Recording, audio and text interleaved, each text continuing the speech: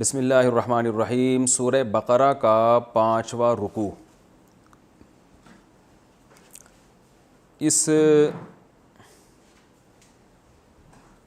سورہ بقرہ کا 5واں رکوع، اس رکوع کا میں ترجمہ بھی کر چکا ہوں اور کچھ بنی اسرائیل سے متعلق ہے یہ رکوع، تو میں کچھ بنی اسرائیل کی تاریخ بتا رہا تھا تاکہ قرآن مجید میں جہاں بھی بنی اسرائیل کا تذکرہ آئے گا تو آپ کو کچھ ایک خاکہ ذہن میں آ جائے گا۔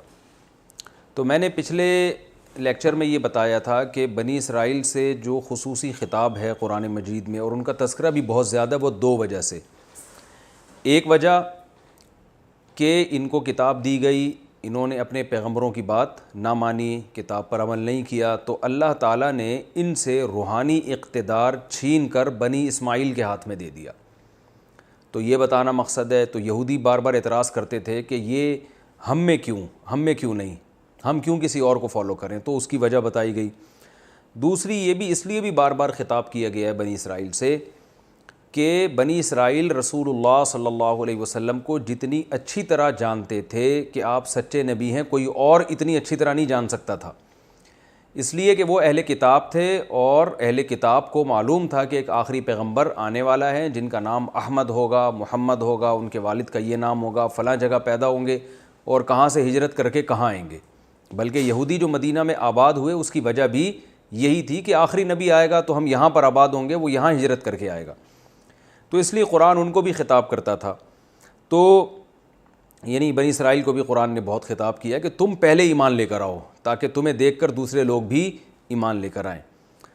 یا بنی اسرائیل، اے اسرائیل والو، اذکروا نعمتی التی انعمت علیکم، میری ان نعمت کو یاد کرو جو میں نے تم پر کی تھی۔ وہ کیا نعمت تھی؟ حضرت موسیٰ علیہ السلام کا ان میں آنا، پھر فرعون سے نجات ملنا، پھر زمین پر داؤد اور سلیمان علیہ السلام کے ذریعے ان کی حکومت کا قائم ہونا، اور علم اور روحانی علم اور مادی علم دونوں میں اللہ نے ان کو فضیلت دی تھی۔ اسی نعمت کا تذکرہ ہے کہ اس کو یاد کرو۔ یاد کرنے کا مطلب کیا ہے؟ اس کو یاد کر کے اللہ کا شکر ادا کرو، اور شکر کا مطلب کیا ہے؟ اللہ کے پیغمبر پر ایمان لے کر آؤ، کیونکہ اصل مقصد تو اللہ کی ذات ہے نا۔ وہ جس کو بھی رسول بنا کے بھیجے گا، اگر دلائل سے اس کا رسول ہونا ثابت ہوگا تو اس پر ایمان نہ لانا یہ اللہ کی ناشکری ہے۔ وَأَوْفُوا بِعَهْدِي، اور میرے عہد کو پورا کرو، یعنی میں نے جو تم سے عہد لیا ہے، وہ عہد کیا لیا ہے کہ تم میری اطاعت کرو گے، میرے پیغمبروں پر ایمان لاؤ گے، ان کو فالو کرو گے۔ اوفی بعہدکم، تو تم سے جو میں نے عہد کیا تھا وہ میں پورا کروں گا۔ وہ اللہ نے عہد کیا کیا تھا؟ اگر تم ایمان لاؤ گے تو اللہ تمہیں زمین کی حکومت دے گا۔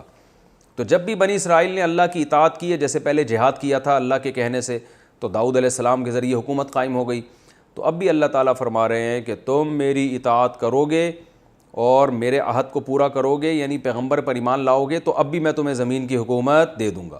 تو صحابہ نے اس حکم کو فالو کیا، اللہ نے ان کو زمین کی حکومت دے دی۔ اور اسلامی دنیا میں کہا جاتا ہے کہ جو قرون اولیٰ کے مسلمان تھے، دنیا میں کوئی ایسی جگہ جو مہذب ہو اور وہاں اسلامی حکومت نہ ہو ایسا نہیں تھا، یعنی پوری دنیا پہ اللہ نے حکومت قائم کی۔ تو اللہ فرماتا ہے یہودیوں سے کہ اگر تم ایمان لے آؤ گے تو میں بھی اپنے عہد کو پورا کروں گا، یعنی تمہیں بھی زمین کی بھی حکومت دوں گا اور آخرت میں جو وعدے کیے ہیں وہ بھی پورے کروں گا۔ وَلَا تَكُونُوا، ہاں، وَإِيَّايَ فَارْهَبُونَ، اور صرف مجھ ہی سے ڈرو۔ وَآمِنُوا بِمَا أَنزَلْتُ، اور میں نے جو قرآن نازل کیا ہے اس پر ایمان لے کر آؤ۔ مُصَدِّقًا لِمَا مَعَكُمْ، اور یہ قرآن ان کتابوں کی بھی تصدیق کرتا ہے جو تمہارے پاس پہلے سے موجود ہیں، یعنی تورات۔ دیکھیے یہ قرآن بار بار یہ کیوں کہتا ہے کہ ایسی کتاب پر ایمان لاؤ جو تمہارے دین کی بھی تصدیق کرتی ہے اور تمہاری کتابوں کی بھی تصدیق کرتی ہے؟ وجہ اس کی یہ ہے کہ اگر آپ دلائل سے پہلے کسی پیغمبر پر ایمان لے آئے اور اس کو آپ نے سچا مان لیا، اب کوئی نیا شخص آ کے یہ کہتے کہ پہلے والے سارے غلط تھے، تو اب انسان کے لیے آزمائش بڑھ جاتی ہے کہ جن پر ایمان لا چکا ہے ان سے ہٹایا جا رہا ہے، ان کو غلط قرار دیا جا رہا ہے اور اس کو سچا قرار دیا جا رہا ہے نئے والے کو۔ تو اس میں آزمائش یہ ہوگی کہ ان پر بھی، پہلے والوں پر بھی آپ ایمان لے کر آئے تھے، ان کے معجزے دیکھ کر، ان کی تعلیمات، پاکیزہ تعلیمات دیکھ کر، نیا والا بھی یہی کر رہا ہے لیکن وہ پرانوں کی تصدیق نہیں کر رہا، تو اب انسان کنفیوز ہوگا، بھائی یہ والے صحیح تھے کہ وہ والے صحیح تھے؟ تو یہ بہت بڑی مصیبت میں انسان پھنس جاتا ہے۔ تو اللہ نے انسان کو ایسی آزمائش میں نہیں ڈالا. اللہ نے کیا کہا کہ جب بھی کوئی پیغمبر نیا آئے گا وہ کوئی نئی چیز نہیں لے کر آئے گا. ٹھیک ہے مسائل میں تو تبدیلی ہوگی, زمانے کے لحاظ سے نمازوں میں کمی ہو گئی یا اضافہ ہو گیا, وہ تو مسائل کے لحاظ سے وہ تبدیلی تو ہر دور میں بھی ہو سکتی ہے, جو مسائل ایسے ہیں جو شریعت نے زمانے پر موقوف کی ہیں جن کو, لیکن بیسک تعلیمات وہ سب کی ایک جیسی ہوں گی, اور ہر پیغمبر پچھلے پیغمبر کی تصدیق کرے گا کہ وہ بھی صحیح تھے. تو اس سے انسان کے لیے آزمائش کیا ہو جاتی ہے, کم. تو اللہ نے فرمایا کہ محمد صلی اللہ علیہ وسلم پر ایمان لاؤ اور اس کتاب پر جو ان پہ نازل ہوئی ہے یہ پرانے پیغمبروں کی بھی تصدیق کرتی ہے. تمہارے موسیٰ علیہ السلام کو بھی صحیح قرار دیتی ہے, عیسیٰ علیہ السلام کو بھی, تورات کو بھی, انجیل کو بھی. ان کی یہ کتابیں بھی برحق تھیں. تو تمہیں آزمائش میں نہیں ڈالا جا رہا بلکہ اسی دین کو فالو کرنے کا حکم دیا جا رہا ہے جو ہمیشہ سے چلا آ رہا ہے. وَلَا تَكُونُوا أَوَّلَ كَافِرٍ بِهِ, اور اس کے پہلے کافر نہ بنو. پہلے کافر کا کیا مطلب ہے کہ تم اگر انکار کرو گے تو تمہیں دیکھ کر دوسرے بھی انکار کریں گے, تو تم انکار کرنے والوں میں پہلے نمبر پہ آ جاؤ گے. تو جو برائی میں پہل کرتا ہے وہ زیادہ بڑا ذمہ دار ہوتا ہے. تو اس لیے جرم میں ہم کہتے ہیں نیکی میں تو پہل کرو, اول آنے کی کوشش کرو, برائی میں اول آنے کی کوشش مت کرو. یہ کیونکہ دوسرے اگر کفر کریں گے ان کو گناہ کم ملے گا, تم اگر کفر کرو گے تو تمہیں گناہ زیادہ ملے گا, کیونکہ تم اول کافر کہلاؤ گے پھر, کیونکہ تمہیں دیکھ کے لوگ بھی کافر بنیں گے, وہ دوسرے درجے میں ہوں گے. تو اس لیے فرمایا وَلَا تَكُونُوا أَوَّلَ كَافِرٍ بِهِ, تم اس کے پہلے انکار کرنے والے مت بنو. وَلَا تَشْتَرُوا بِآيَاتِي ثَمَنًا قَلِيلًا, کیونکہ حق کا انکار جب بھی کوئی مذہبی لوگ کرتے ہیں تو اس کے پیچھے دو چیزیں ہوتی ہیں, یا تو پیسوں کی لالچ یا جاہ کی لالچ, بڑا بننے کا شوق. آپ اگر حق بیان کر دیں بعض دفعہ آپ کے اپنے لوگ کٹ جاتے ہیں آپ سے, یا بعض دفعہ ہدیے نذرانے آنا بند ہو جاتے ہیں. تو یہودیوں میں یہ دو برائیاں تھیں, ان کے علماء میں, سب میں نہیں تھیں, کچھ ایمان بھی لے کر آئے, لیکن زیادہ تر یہی کیا کرتے تھے کہ وہ جو ہے چند ٹکوں کے لوگوں سے بھی ہدیے نذرانے لینے ہوتے ہیں نا. آج بہت سے لوگوں کے پاس ایسا مجمع ہے جنہوں جھوٹ بول بول کے لوگوں نے اپنے ساتھ میں لایا ہے. اگر اس مجمع کے سامنے وہ آج سچ بولنا شروع کر دیں, آج بتانا شروع کر دیں, توحید بیان کرنا شروع کر دیں, تو وہ مجمع ان سے ہٹ جائے گا. مثلا ہمارے یہاں ایک بہت بڑا طبقہ ایسا ہے, اگر آج وہ مجمع میں یہ بیان کر دے کہ نبی صلی اللہ علیہ وسلم مشکل کشا نہیں تھے, حاجت روا نہیں تھے, عالم الغیب نہیں تھے, تو وہیں مجمع میں ان کو جوتیاں پڑنا شروع ہو جائیں گی, کیونکہ ان کی دکان چلی ہی ان نعروں کے ذریعے, اور وہ سارے ہدیے نذرانے ان کے اسی وقت بند ہو جائیں گے. تو یہ پہلے بھی یہ ہوا کرتا تھا. تو اللہ نے فرمایا میری آیات کو چند ٹکوں کے بدلے میں مت بیچو. اشترا خریدنے کے معنی میں آتا ہے لیکن بیچنے کا معنی میں بھی آتا ہے. تو میری آیات کو چند ٹکوں کے بدلے میں مت فروخت کرو. تو اللہ کی آیات کو بیچنے کا مطلب یہاں پر جو تورات اور انجیل ہے, یعنی یہاں تو تورات مراد ہے کیونکہ یہودی انجیل نہیں مانتے تھے, تو اس میں تحریف مت کرو, اس کے حکم کو توڑ موڑ کے لوگوں کے سامنے پیش مت کرو, یہ مطلب ہے. اور یہ مطلب ہم اپنی طرف سے نہیں بیان کر رہے, خود قرآن میں ہی دوسرے مقام پر آتا ہے, یحرفون الکلم عن مواضعہ. یہودی یہ کیا کرتے تھے, آیت کا ایک مفہوم ہے اسے ہٹا کے اس سے اپنی مطلب کے مفہوم میں ڈھال لیا کرتے تھے. آج بھی بہت سے ہمارے متجدد قسم کے پروفیسر ہیں, آیت کا ایک مطلب ہوتا ہے, اس کا ایک سیاق و سباق سے صاف پتہ چل رہا ہوتا ہے یہ مفہوم ہے, لیکن وہ کیا کرتے ہیں اس آیت میں گھما پھرا کے ایسی تعویل کر دیتے ہیں کہ وہ آپ کے مطلب کے مطابق ہو جاتی ہے. یہ تحریف آج قرآن میں بھی ہوتی ہے, اور پہلے تورات و انجیل میں بہت کثرت سے ہوا کرتی تھی. اور ہمارے ایک مشہور پروفیسر صاحب ہیں, وہ یہ تحریفیں انہوں نے ٹھیکہ لیا ہوا اس تحریف کا, جو وہ مستقل یہی تحریفیں کر رہے ہوتے ہیں قرآن میں, ترجمے بعض دفعہ غلط کر رہے ہوتے ہیں اور لوگوں کو تو ترجمہ بھی نہیں پتہ چلتا. تو وَلَا تَشْتَرُوا بِآيَاتِي ثَمَنًا قَلِيلًا, اور میری آیات کو چند ٹکوں کے بدلے میں مت بیچو. اس سے یہ مراد نہیں ہے کہ قرآن پڑھا کر اجرت لینا حرام ہے. آج بعض لوگ کیا کرتے ہیں, فقہا سے تو قرآن سمجھتے نہیں ہیں نا, اپنے طریقے سے, جس کو پشتو میں کہتے ہیں اخپل طریقے سے سمجھتے ہیں وہ. تو وہ کیا کرتے ہیں, وہ کہتے ہیں امام کے لیے تنخواہ لینا جائز نہیں ہے کیونکہ وہ قرآن پڑھا کر نماز میں قرآن پڑھا کے پیسے لے رہا ہے. یہ ایسے ہمیں واسطے پڑے ہیں ایسے فرقوں سے. میں اس درس میں زیادہ نام نہیں لوں گا مختلف فرقوں کے, تاکہ ہمارا ایک درس بالکل ایک نیوٹرل رہے, ہمیں کسی سے کوئی لینا دینا نہیں ہے. لیکن اس طرح کے لوگ ہیں, امام کے لیے تنخواہ لینا حرام ہے, یا قاری جو بچوں کو پڑھا رہا ہے اس کے لیے فیس لینا حرام ہے, اور قرآن کی یہ آیت فٹ کر دیتے ہیں کہ وَلَا تَشْتَرُوا بِآيَاتِي ثَمَنًا قلیلا، میری آیات کو چند ٹکوں کے بدلے میں نہ بیچو. کہہ رہے ہیں اللہ نے تو کہہ رہے ہیں چند ٹکوں کے بدلے میں نہیں, یہ تو پورے پورے ہزاروں روپے فیسز لے رہے ہیں. تو یہ بھی آیت میں تحریف ہے. جو لوگ اس طرح کی بات کیا کریں نا کہ میری آیات کو مت بیچو, ان سے بولے یہ قرآن آپ نے خریدا کہاں سے ہے؟ جس دکان سے آپ نے خریدا ہے پیسے دے کے, تو اس دکان کو پہلے اس دکان والے کو یہ آیت سنانی چاہیے تھی کہ اللہ فرما رہے میری آیات کو چند ٹکوں کے بدلے میں نہ بیچو, تم تو پورا آیت نہیں پورا قرآن بیچ رہے ہو. تو ظاہر ہے ہر آیت کا ایک مفہوم ہوتا ہے. یہاں بیچنے سے مراد کیا ہے؟ تحریف کرنا. یہ بھی اللہ کی آیات پہ سودے بازی ہو گئی نا. یہ مراد نہیں ہے قرآن چھاپ کے فروخت کرنا, یہ بالکل جائز ہے. یا یہ قاری کوئی پڑھا کر فیس لے لیتا ہے بیچارہ, اس کو گھر چلانا ہے اپنا, تو یہ بیچنے میں داخل نہیں ہے. اس سے مراد ہے تحریف نہ کرو. دوسری بات یہ کہ بعض لوگ ہم نے یہ بھی دیکھے ہیں جو کیا کرتے ہیں کہ تراویح پڑھانے کی اجرت لے رہے ہوتے ہیں, جو سب کے نزدیک ناجائز ہے. اور ان سے جب یہ کہا جاتا ہے, اگرچہ یہ آیت کا اس سے تعلق نہیں ہے, لیکن ویسے تراویح پڑھانے کی اجرت لینا اس پر علماء کا اتفاق ہے کہ جائز نہیں ہے. اب اس کے دلائل کیا ہیں یہ ایک الگ ٹاپک ہے. تو وہ کیا کرتے ہیں کہ تھوڑے پیسے لینا جائز نہیں, زیادہ پیسے لینا جائز ہے. وہ یہ آیت پڑھ لیتے ہیں کہ اللہ کی آیات کو تھوڑے سے پیسوں میں مت بیچو. کیا مطلب؟ وہ کہتے ہیں زیادہ پیسے دے سکتے ہو. تو یہ بھی آیت میں کیا ہے؟ تحریف ہے. اصل میں اس کو کہتے ہیں قید اتفاقی. یہ ٹرم یاد رکھیں کہ بعض چیزیں ایسی ہیں کہ وہ زیادہ بھی ہوں تو تھوڑی ہی ہیں وہ. تو تحریف قرآن کے بدلے میں اگر آپ کھربوں روپے بھی کسی سے لیتے ہو تو وہ بھی چند ٹکے ہیں. یعنی قرآن چند ٹکوں کا مطلب یہ نہیں کہ چند ہی ہوں, زیادہ لے سکتے ہو, نہ, زیادہ بھی نہیں لے سکتے اور تھوڑے بھی نہیں. تو اللہ نے جو بھی قرآن کا عوض لیا جائے گا, قرآن میں تحریف کے بدلے میں جو رقم بھی لی جائے گی, اس کو تھوڑا ہی قرار دیا ہے. اس لیے کہ آپ اگر حق بیانی کرتے, یہودی اگر تورات صحیح طرح سے لوگوں کے سامنے پیش کرتے, تو آخرت میں انہیں جو اجر ملتا وہ اتنا زیادہ ہوتا کہ دنیا کے کھربوں روپے بھی اس کے مقابلے میں ثمناً قلیلہ ہیں, چند ٹکے ہیں. سمجھ رہے ہیں؟ تو یہ قرآن کی ایک ٹرم ہے. قرآن ایسے موقع پہ یہ لفظ, جیسے ہم کہتے ہیں یار تو بک گیا ہے چند ٹکوں کے بدلے میں. کیا مطلب؟ تو نہ بکتا تو کتنا نوازا جاتا, تو تھوڑے سے ٹکوں میں بک گیا. حالانکہ وہ تھوڑے سے میں ہوتا تو بکتا کیوں ہو؟ تھوڑے سے پیسوں میں تھوڑی کوئی بکتا ہے, ہمیشہ زیادہ پیسوں میں لوگ بکتے ہیں. تو یہاں بھی مطلب یہ ہے کہ آخرت کے مقابلے میں یہ کیا ہے؟ ثمناً قلیلہ, چاہے پوری دنیا ہی کوئی لے لے.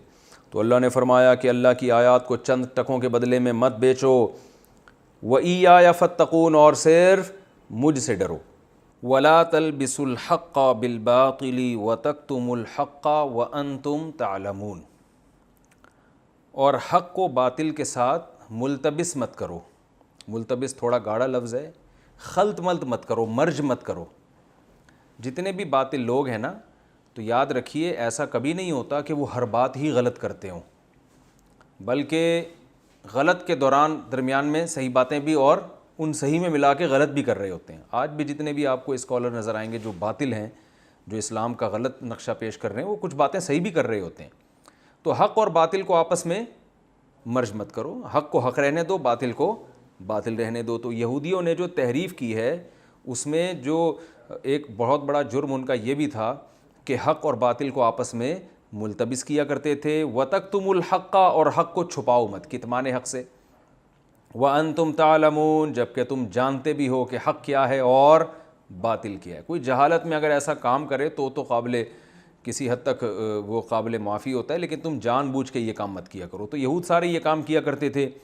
ان میں سب سے بڑا جو حق اور باطل میں وہ التباس کر رہے تھے وہ یہ کہ ایک طرف وہ یہ بھی کہتے تھے کہ نبی آنے والا ہے, لیکن جب پوچھا جاتا وہ کون سے نبی ہیں تو یہ نہیں بتاتے تھے کہ یہ محمد ابن عبداللہ ہیں, آپ صلی اللہ علیہ وسلم. تو یعنی جو اتنی مبہم بات تو کرتے تھے کہ نبی آئے گا. بھئی ساری علامتیں تو وہ ان نبی میں پائی جاتی ہیں, تو ایمان کیوں نہیں لے کر آتے؟ تو کہتے نہیں یہ وہ نبی نہیں ہے. تو یہ بھی حق اور باطل کو مشتبہ کرنے والی بات ہے. فرمایا وَأَقِيمُوا الصَّلَاةَ وَآتُوا الزَّكَاةَ وَارْكَعُوا مَعَ الرَّاكِعِينَ, اور نماز قائم کرو اور زکوٰۃ ادا کرو اور رکوع کرنے والوں کے ساتھ رکوع کیا کرو. دیکھیں نماز کا حکم اللہ نے اس لیے دیا کہ نماز تواضع سکھاتی ہے. جب بھی یہودیوں کی برائی کیا تھی؟ حق کا انکار. اور اس انکار کی بیس کیا تھی؟ دو چیزیں ہوتی ہیں ہر برائی کے پیچھے عام طور پہ. نمبر ایک, مال کی محبت, پیسوں کی لالچ میں انسان حق نہیں بیان کر رہا ہوتا. نمبر دو, بڑا بننے کا شوق. مثال کے طور پر اگر آپ تسلیم کر لیتے ہیں کہ اللہ نے فلاں کو صلاحیت مجھ سے زیادہ دی ہے تو ظاہر ہے لوگ اس کی طرف جانا شروع ہو جائیں گے, آپ چھوٹے اور وہ بڑا ہو جائے گا. تو یہ چیز بھی لوگوں کو روکتی ہے حق کے بیان کرنے سے. تو یہ چیز بھی لوگوں کو روکتی ہے حق کے بیان کرنے سے. تو نتیجہ یہ نکلتا ہے کہ آپ جیلسی کا شکار ہونا شروع ہو جاتے ہیں. تو اللہ تعالیٰ نے دونوں علاج بتائے ہیں. حق سے روکنے والی چیز کیا ہے؟ تکبر ختم کرنے کا طریقہ کیا ہے؟ نماز. جب انسان اللہ کے سامنے جھکتا ہے, سجدہ کرتا ہے, سبحان ربی الاعلیٰ, سبحان ربی العظیم, یہ چیزیں پڑھتا ہے سوچ سمجھ کے, تو اس میں تواضع پیدا ہوتی ہے. اور دولت کی لالچ کیسے ختم ہوتی ہے؟ وہ زکوٰۃ سے. تو یہودیوں کو حکم دیا جا رہا ہے, اور یہودیوں کے تو ہم سب کو حکم دیا جا رہا ہے. حضرت عمر رضی اللہ تعالیٰ عنہ جب ان آیات کی تلاوت کیا کرتے تھے تو فرمایا کرتے تھے مزل قوم فما تغنا بهذه الآیات الا انتم, بنی اسرائیل تو گزر گئے, اب ان آیات میں ہم ہی سے خطاب ہو رہا ہے کہ بھئی وہ برائیاں تم نے اپنے اندر پیدا نہیں کرنی ہیں, کیونکہ یہ چیزیں آج ہمیں بھی حق سے روکتی ہیں. تو اللہ نے فرمایا نماز قائم کرو اور زکوٰۃ دو, ورکعوا مع الراکعین, اور جیسے دوسرے لوگ اللہ کے سامنے جھکتے ہیں. یہاں رکوع سے رکوع کرنا مراد نہیں ہے بلکہ اللہ کے سامنے جھکنا. تو جیسے دوسرے لوگ اللہ کے سامنے جھکتے ہیں تم بھی اللہ کے سامنے جھکا کرو. یہاں یاد رکھیں مع کا معنی یہ نہیں ہے کہ دوسرے جب جھک رہے ہو تو تم بھی جماعت کی نماز میں شریک ہو کے ان کے ساتھ جھکو, وہ ایک الگ حکم ہے جماعت سے نماز پڑھنا. یہاں یہ ہے کہ اس فعل میں تمہیں بھی ان کے ساتھ شریک ہونا ہے, یعنی جیسے دوسرے اللہ کے سامنے جھک رہے ہیں اللہ کے حکم کے سامنے, تم نے بھی اللہ کے حکم کے سامنے جھکنا ہے. کیونکہ یہودی کہتے تھے ہم الگ مخلوق ہیں, ہم الگ ٹائپ کے لوگ ہیں, جو پبلک جو کر رہی ہے ہم وہ نہیں کریں گے.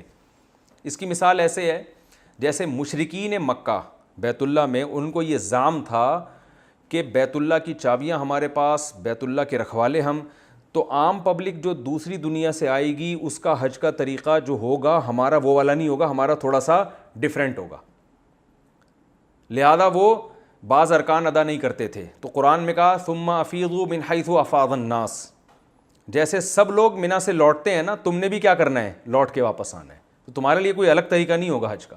تو یہاں بھی یہ تھا کہ بھئی ہم کیوں جیسے دوسرے لوگ رکوع کر رہے ہیں, سجدہ کر رہے ہیں, اللہ کے سامنے جھک رہے ہیں, ہم کیوں جھکیں؟ ہم تو بنی اسرائیل کی اولاد ہیں, ہم تو یعقوب علیہ السلام کی اولاد میں, ہم تو اللہ کے بیٹے ہیں, ہم تو یوں ہیں. اللہ نے فرمایا جیسے سب اللہ کی اطاعت کر رہے ہیں, اللہ کو فالو کر رہے ہیں, تمہیں بھی اللہ کی اطاعت اور اس کی فرما برداری کرنی پڑے گی. تو یہاں رکوع سے یہ بھی مراد ہو سکتا ہے نماز والا, نماز میں جھکنا جس میں رکوع بھی آ گیا, سجدہ بھی آ گیا, اور رکوع سے اللہ کے حکم کے سامنے اپنے آپ کو سپرد کر دینا. یہ دونوں اس آیت کے مفہوم میں داخل ہو سکتے ہیں.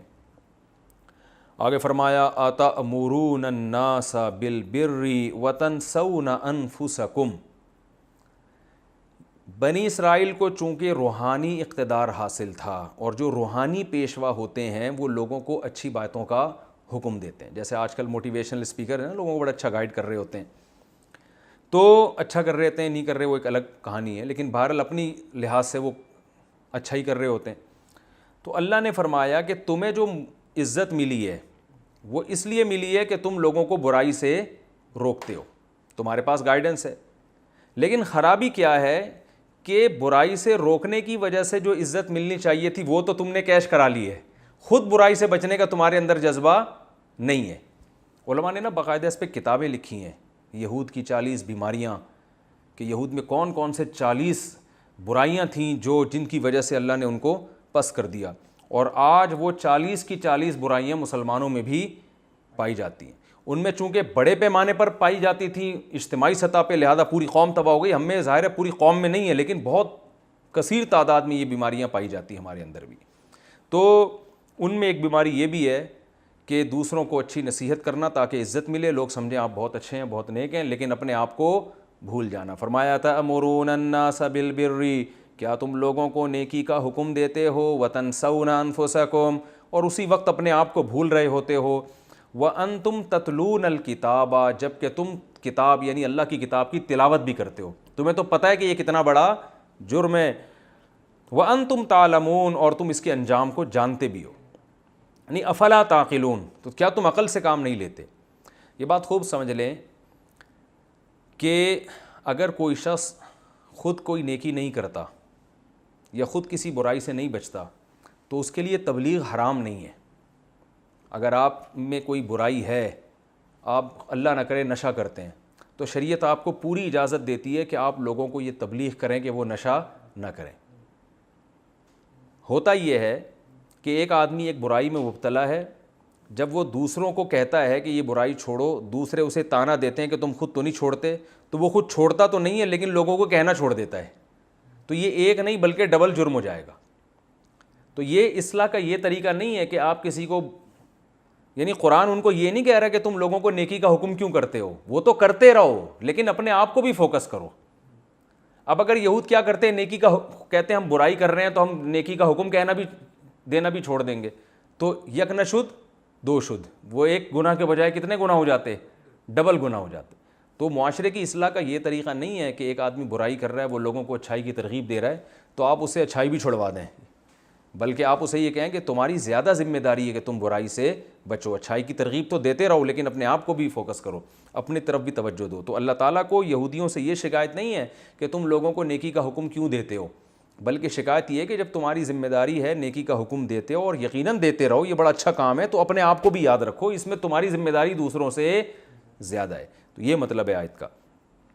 وَتَنْسَوْنَ أَنفُسَكُمْ، اور تم اپنے نفس کو بھول جاتے ہو، وَأَنْتُمْ تَتْلُونَ الْكِتَابَ، جب کہ تم کتاب کی تلاوت بھی کرتے ہو۔ قرآن میں یہ اور بھی جگہ پر آیا ہے کہ جو اللہ کی کتاب کی تلاوت کرتے ہیں ان کی ذمہ داریاں دوسروں سے زیادہ ہیں۔ تو یاد رکھیے کتاب کی تلاوت سے مراد ہے سمجھ کے تلاوت کرنا۔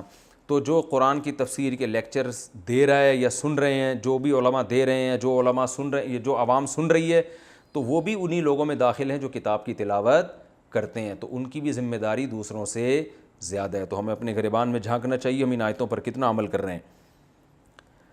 فرمایا وَاسْتَعِینُوا بِالصَّبْرِ۔ اچھا یہاں ایک میں مضمون اور بیان کروں، قرآن مجید کی آیت ہے سورہ صف کی، جس میں اللہ تعالیٰ نے ارشاد فرمایا کہ یا ایھا الذین آمنوا لم تقولون ما لا تفعلون، وہ باتیں کہتے کیوں ہوں جس پر عمل نہیں کرتے۔ تو اس آیت سے بعض لوگوں نے کہا دیکھو جس چیز پر خود عمل نہ ہو تو وہ کہنا بھی جائز نہیں ہے۔ تو یہ یاد رکھیں یہاں پر یہ جو تقولون ہے نا کہ تم کہتے کیوں ہو، تو یہاں کہنے سے مراد ہے کہنے کا دعویٰ، کام کرنے کا دعویٰ۔ عربی میں قرآن مجید کو جو صحیح طرح سے جنہوں نے پڑھا ہے وہ جانتے ہیں کہ بعض دفعہ فعل بول کر ارادہ فعل مراد ہوتا ہے، بعض دفعہ فعل بول کر دعوی فعل مراد ہوتا ہے۔ اس کو میں آسان زبان میں سمجھاتا ہوں۔ قرآن میں آتا ہے یا ایھا الذین آمنوا اذا قمتم الی الصلاۃ فاغسلوا وجوہکم، اے ایمان والو جب نماز کے لیے کھڑے ہو جاؤ تو چہرے کو دھو اپنے۔ اب سوال پیدا ہو جب کھڑے ہی ہو گئے تو اب کیا دھوئیں گے، یہ تو کھڑے ہونے سے پہلے دھونا چاہیے تھا نا، نہیں آ رہا سمجھ میں میرا خیال ہے۔ تو یہاں مراد ہے جب تم کھڑے ہو جاؤ، جب کھڑے ہونے کا ارادہ کر رہو، تو ارادے کو حذف کر کے کھڑے ہونے سے تعبیر کر دیا، مراد کیا ہے، ارادہ۔ تو بعض دفعہ قرآن میں کوئی چیز کہی جا رہی ہوتی ہے لیکن مقصد اس چیز کا دعویٰ ہے۔ تو قرآن کی جو آیت ہے نا سورہ صف میں 28ویں پارے میں، جس میں آتا ہے ایسی بات کہتے کیوں ہو جس پر عمل نہیں، تو اس سے مراد ہے ایسی بات کا دعویٰ کیوں کرتے ہو جس پر عمل کرنا نہیں ہے۔ کیونکہ اس آیت کا شان نزول یہ تھا کہ بہت سے صحابہ نے یہ کہا تھا کہ ہم پہ جب جہاد فرض ہوگا ہم کریں گے، تو فرض کروائیں آپ جہاد، ہمیں لڑائی کی اجازت ملے۔ جب اجازت ملی تو وہ بہت مشکل تھا، تو بعض حضرات پس و پیش سے کام لینے لگے، تو اس پہ قرآن نے کہا ایسی چیز کا تم نے دعویٰ کیوں کیا تھا جس پر عمل کرتے نہیں ہو۔ تو دعویٰ کیا تھا کہ جب جہاد فرض ہوگا سب کے سب جائیں گے، تو اب بعض لوگ اس میں پیچھے ہٹ رہے تھے، تو ایسا کیوں ہٹ رہے ہو تم پیچھے، اس میں جو ہے نا پس و پیش سے کام کیوں لے رہے ہو۔ تو یہ مطلب ہے کہ ایسی چیز کا، یعنی میں اگر کوئی نیکی نہیں کرتا یا میں کر نہیں سکتا تو خام خواہ میں مجھے بڑی باتیں کرنے کی اجازت نہیں ہے کہ ہم تو اتنے سخی ہیں، ہم تو یوں ہیں، اور ایسا ہوگا تو ہم یوں کر کے دکھائیں گے۔ تو اس لیے اللہ نے فرمایا کہ وہی بات کا دعویٰ کیا کرو جس پر تم عمل کر سکتے ہو۔ تو اس کا تبلیغ سے کوئی تعلق نہیں ہے۔ تو علماء کا اس پر اجماع ہے کہ اگر آپ کے اندر کوئی برائی ہے تو آپ، یا کوئی نیکی آپ کے اندر نہیں ہے تو آپ تبلیغ اس کی کر سکتے ہیں دوسروں کو۔ بلکہ علماء نے تو یہاں تک لکھا ہے کہ اپنے اندر سے اگر کوئی برائی چھڑوانا چاہتے ہیں تو اس کے خلاف بولنا شروع کر دیں، تو یہ بھی ایک نسخہ ہے، آپ سے وہ برائی چھوٹ جائے گی۔ آپ اگر نشہ کرتے ہیں تو شراب کے خلاف تقریریں شروع کر دیں، آپ خود آپ کے اندر ایک دل میں بات بیٹھ جائے گی کہ یہ کیا چیز ہے، یہ بری چیز ہے۔ ہاں دعویٰ نہ کریں کہ میں شراب نہیں پیتا، میں بہت نیک ہوں، حالانکہ آپ چھپ چھپ کے پیتے ہیں، ٹھیک ہے نا، تو یہ دعویٰ غلط ہو جائے گا۔ آپ نہیں پیتے، میں مثال دے رہا ہوں۔ اللہ نے فرمایا وَاسْتَعِینُوا بِالصَّبْرِ وَالصَّلَاةِ، اور مدد طلب کرو صبر کے ذریعے اور نماز کے ذریعے۔ وَإِنَّهَا لَكَبِيرَةٌ إِلَّا عَلَى الْخَاشِعِينَ، صبر کا معنی ہے روکنا۔ میں اس کی پہلے بھی تشریح کر چکا ہوں، مجھے یاد نہیں پوری طریقے سے، میں دوبارہ کسی موقع پہ ڈیٹیل میں اس کو بیان کروں گا کہ صبر کا لغوی معنی کیا ہے؟ روکنا. مسبورہ اس مرغی کو کہا جاتا تھا جسے نشانہ باندھنے کے لیے، نشانہ سیکھنے کے لیے باندھ دیا جاتا تھا، روک دیا جاتا تھا اس کو. تو نبی نے منع کیا صلی اللہ علیہ وسلم نے کہ مرغیوں پہ اس طرح نشانے بازی مت سیکھو. تو اپنے آپ کو کیا کرنا؟ روکنا. تو یعنی انسان خواہشات کے پیچھے چلتا ہے، تو اللہ یہودیوں کو حکم دے رہے ہیں کہ خواہشات کی پیروی مت کرو، خواہشات کے خلاف چلنے میں جہاد کرو اور اپنے نفس کو روکو. تمہارا دل نہیں چاہتا ایمان لانے کا اور اپنی خواہشات کو قربان کرنے کا، کیونکہ جب اسلام لاؤ گے بہت سی چیزیں تم پہ حرام ہو جائیں گی جو کہ موسیٰ علیہ السلام بھی کر چکے، لیکن تم مانتے نہیں ہو ان کو. تو بہت سی خواہشات تم سے چھوٹ جائیں گی. تو اس میں مدد کس سے طلب کرو؟ صبر کے، یعنی اپنے اندر یہ کوالٹی پیدا کرو. تو حدیث میں آتا ہے من یتصبر یصبرہ اللہ. سوال پیدا ہوتا ہے نا، صبر تو خود ایک مشکل کام ہے. بھائی ایک کڑوی دوا آپ سے پی نہیں جا رہی، تو حکیم آپ کو یہ مشورہ دیتا ہے کہ بھائی چینی ملا کے پی لو، تو پھر تو پی لیں گے آپ. لیکن وہ کہہ رہے کریلے کا شربت ملا کے پی لو، تو آپ کہیں گے وہ کون سا آسان ہے؟ بھائی کڑواہٹ سے بچنے کے لیے تمہیں بچنے کی، یعنی کڑوا ذائقہ ختم ہو جائے کسی طریقے سے، تو آپ تو اور کڑوا ملانے کا حکم دے رہے ہیں. تو سوال یہ پیدا ہوتا ہے کہ صبر کرنا بذات خود بھی تو ایک مشکل کام ہے نا. تو جب وہ اتنا مشکل کام کر سکتے ہیں تو باقی چیزیں نہیں کر سکتے. تو یہاں قرآن بیان کر رہا ہے کہ صبر کے ذریعے تمہیں مدد ملے گی. اس کی تشریح حدیث میں ہے، آپ صلی اللہ علیہ وسلم نے فرمایا من یتصبر یصبرہ اللہ. جو صبر کرنا چاہتا ہے نا، اللہ اسے صبر کی توفیق دے دیتا ہے. یعنی صبر ایک ایسی نیکی ہے جو دیکھنے میں مشکل لگتی ہے، لیکن اس نیکی میں اللہ کی مدد دوسری نیکیوں کی نسبت زیادہ ہوتی ہے. تو اب ہم یوں مثال دے سکتے ہیں، بھائی کڑوی دوا نہیں پی جا رہی تو ایک ایسا کڑوی چیز ملا کے پی لو کہ وہ ہے تو کڑوی، لیکن وہ تمہیں اتنی کڑوی لگے گی نہیں جتنی یہ لگ رہی ہے سیم، لیکن اس کا ٹیسٹ کچھ اس طرح کا ہے، وہ تمہاری فطرت سے میچ کرتا ہے. تو یہ بھی کڑوی ہے، لیکن اللہ نے فرمایا یہ ایسی چیز ہے جو یہ مانگتا ہے نا اللہ سے اور کوشش کرتا ہے، تو یہ والی نعمت اس کو مل جاتی ہے. تو اور دوسرا نماز، کیونکہ نماز میں کیا فائدہ ہوگا کہ اللہ کی طرف دھیان. تو یہ ساری قربانیاں ہم اللہ ہی کے لیے دے رہے ہیں. تو جب اللہ سے دوستی ہو جائے گی نماز کے ذریعے، کیونکہ دیکھیں جب بھی کسی سے تعلق بڑھانا ہو تو اس کے ساتھ سٹنگ کا ٹائم ڈیوریشن کیا کر دیں؟ بڑھا دیں. سٹنگ کا ٹائم بڑھے گا تو ہیلو ہائی ہو جاتا ہے. شروع میں پہلی دفعہ آدمی ملتا ہے تو اجنبی سے لگتا ہے نا، تھوڑی دیر رہتے رہتے دوستی ہو جائے، کہتے ہیں لنگوٹی یار ہے بھائی، لنگوٹی یار. تو کیا ہے، اکٹھے ہی تھڑے پہ بیٹھا کرتے تھے، گٹر کے ڈھکنوں پہ بیٹھا کرتے تھے اور آوارہ گردی، تو وہ لنگوٹی یار بن گئے، وحشت ختم. تو اللہ سے دوستی کے لیے کیا ہے کہ اللہ کے ساتھ سامنے ہاتھ باندھ کے انسان کھڑا ہو.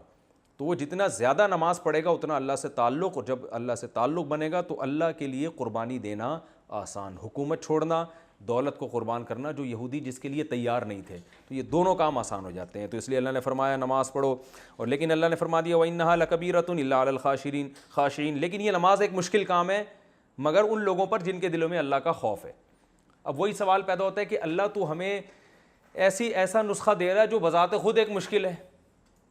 بھائی نماز ہی اگر پڑھنی ہوتی تو باقی حکام پہ عمل نہیں کر لیتے، یہ تو خود ایک مشکل ہے. تو اللہ نے فرمایا اس مشکل کو آسان کرنے کا حل ہم تمہیں بتاتے ہیں کہ جن کے دل میں اللہ کا خوف ہے ان کے لیے مشکل نہیں ہے.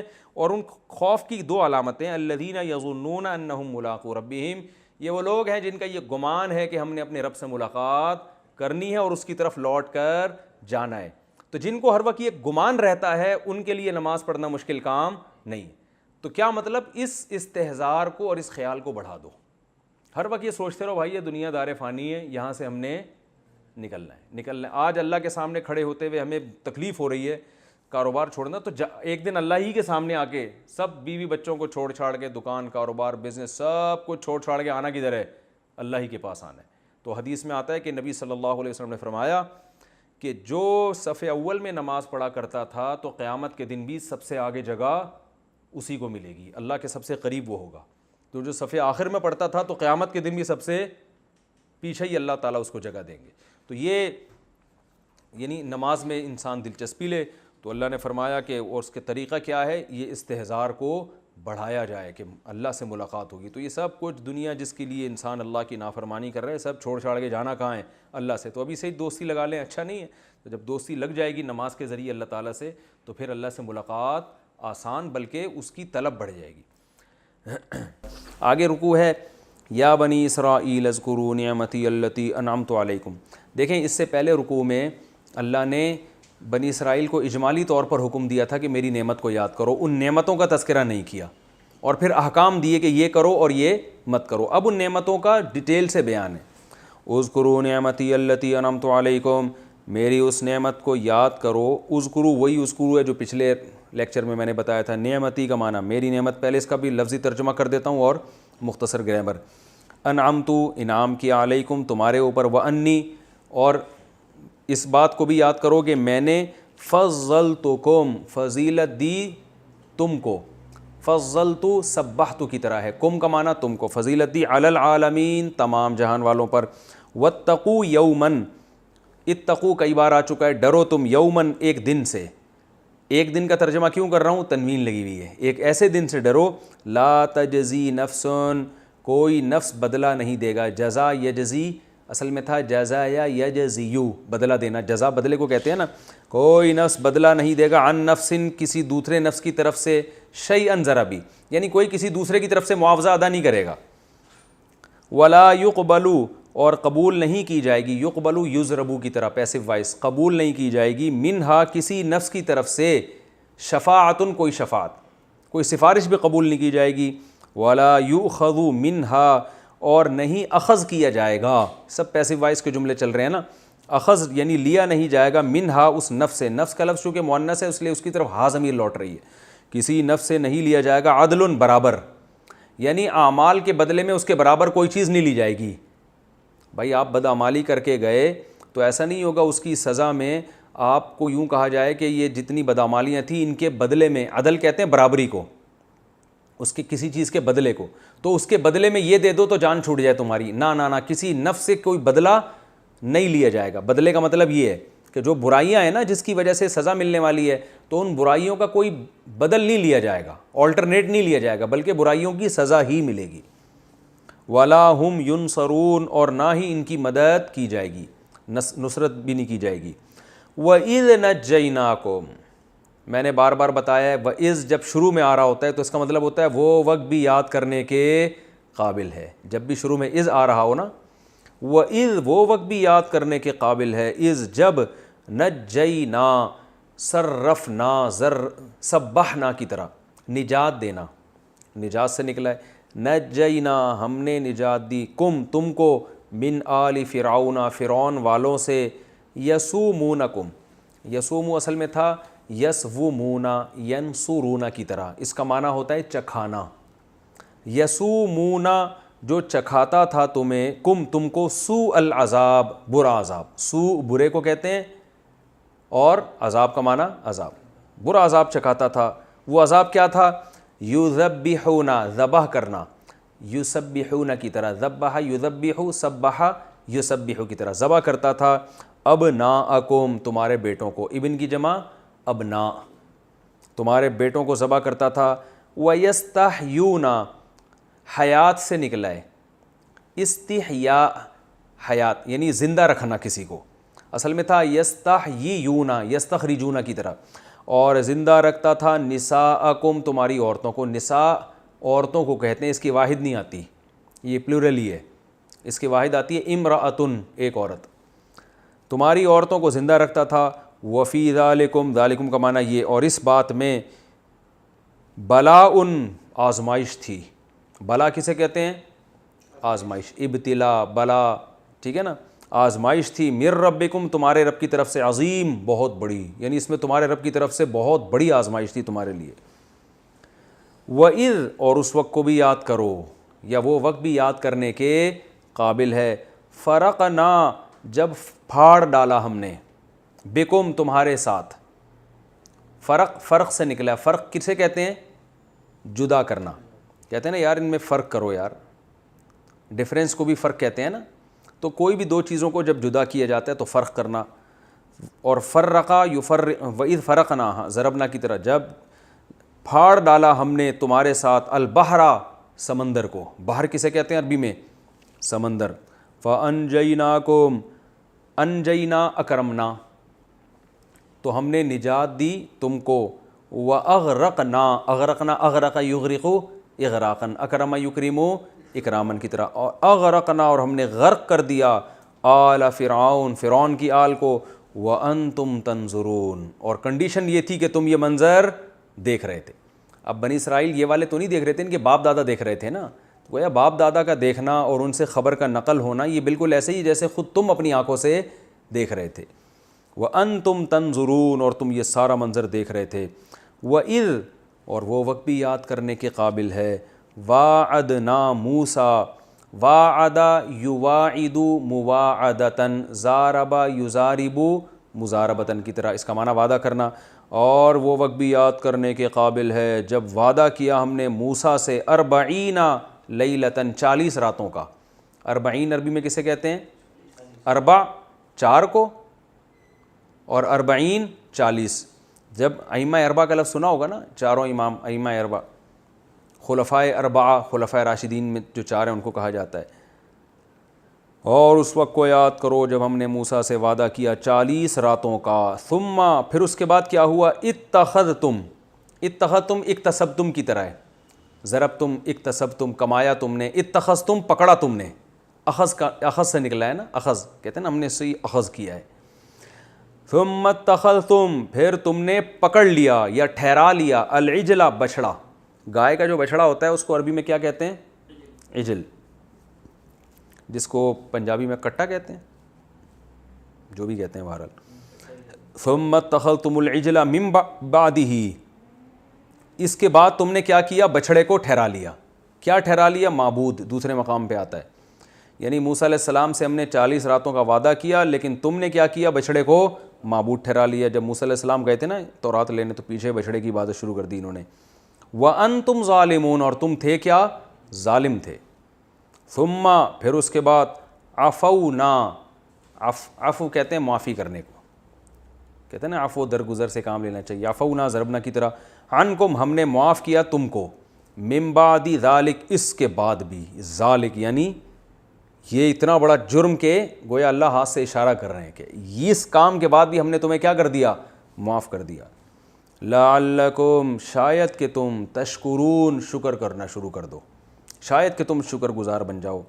وَإِذْ آتَيْنَا، اور وہ وقت بھی یاد کرنے کے قابل ہے، آتینا، اصل میں تھا اَتَيْنَا، اکرمنا کی طرح، جب ہم نے عطا کیا موسیٰ کو الکتابہ، کتاب، والفرقان، اور فرقان۔ فرقان کتاب ہی کی تفسیر ہے، بعض دفعہ اور کا لفظ بتایا جاتا ہے کسی لفظ کو، اسی لفظ کو ڈیفائن کرنے کے لیے، اردو میں بھی ہے، انگلش میں بھی ہے، یہ عربی میں بھی ہے، تو واو، اس واو کو کہتے ہیں عطف تفسیری، یعنی ہم نے تمہیں کتاب عطا کی اور فرقان، یعنی اسی کتاب کا دوسرا نام کیا ہے؟ فرقان ہے۔ فارق کہتے ہیں فرق کرنے والا، فرقان یہ مبالغہ ہے، بہترین فرق کرنے والی، یعنی حق اور باطل میں فرق کرنے والی ہم نے تم کو کتاب دے دی۔ اور یہ بھی ممکن ہے فرقان سے معجزے مراد ہوں، کہ ہم نے موسیٰ علیہ السلام کو کتاب بھی دی اور حق اور باطل میں فرق کرنے والے معجزے، دونوں داخل ہو سکتے ہیں اس میں۔ لعلکم تہتدون، شاید کہ تم ہدایت حاصل کر لو۔ تہتدون اصل میں تھا تہتدیون، تکتسبون کی طرح پڑھا جاتا ہے تہتدون، اہتدا کا معنی ہدایت حاصل کرنا۔ وَإِذْ قَالَ مُوسَىٰ، اور وہ وقت بھی یاد کرنے کے قابل ہے جب موسیٰ نے کہا لِقَوْمِهِ، اپنی قوم سے کیا کہا؟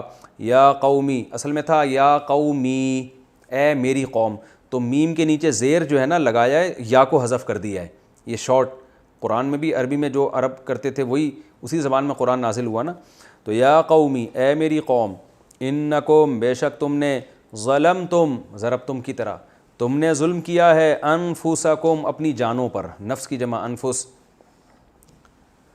فقتلوا انفسکم، نہیں، ظلمتم انفسکم باتخاذکم العجلہ، اصل میں تھا باتخاذ، اتخاذ اکتساب کی طرح، اکتساب کا معنی کمانا، اتخاذ کا معنی ٹھہرانا، تو الف سائلنٹ ہو گیا، با لگا شروع میں، تم نے ظلم کیا باتخاذکم العجلہ، تمہارے بچڑے کو ٹھہرانے کی وجہ سے، با کا معنی وجہ سے، یعنی اس سبب سے، اتخاذ کا معنی ٹھہرانا، کم کا معنی تمہارا، یعنی تمہارا ٹھہرانا بچڑے کو، کیا ٹھہرانا؟ معبود، آگے معبود کا لفظ محذوف ہے، یعنی باتخاذکم العجلہ معبوداً، تم نے جو بچڑے کو ٹھہرا لیا، اس ٹھہرانے سے تم نے کیا کیا ہے؟ اپنی جانوں پر ظلم کر لیا، یہ ترجمہ ہوگا اس کا۔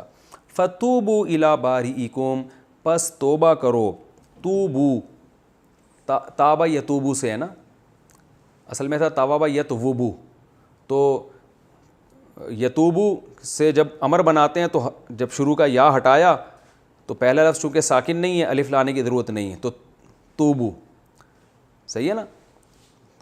کیا مطلب؟ توبہ کرو تم سب، فتوبو توبہ کرو تم سب، الی باریئکم اپنے پیدا کرنے والے کی طرف، برأ یبرأ کا معنی پیدا کرنا، جو پیدا کرنے والا ہے اس کی طرف توبہ کرو، فقتلوا انفسکم پس قتل کر دو اپنی جانوں کو، تفسیر میں انشاءاللہ بتاؤں گا میں، ذالکم خیر لکم یہ تمہارے لیے بہتر ہے، عند باریئکم تمہارے پیدا کرنے والے کے نزدیک، فتاب علیکم پس پھر اللہ نے تمہاری توبہ قبول کر لی، انہ هو التواب الرحیم بے شک وہ اللہ بہت زیادہ توبہ قبول کرنے والا اور رحم کرنے والا ہے۔ وقت پورا ہو گیا، پھر یہ آگے ایک رکوع کی کچھ آیتیں باقی ہیں، یہ انشاءاللہ اگلے ایپیسوڈ میں۔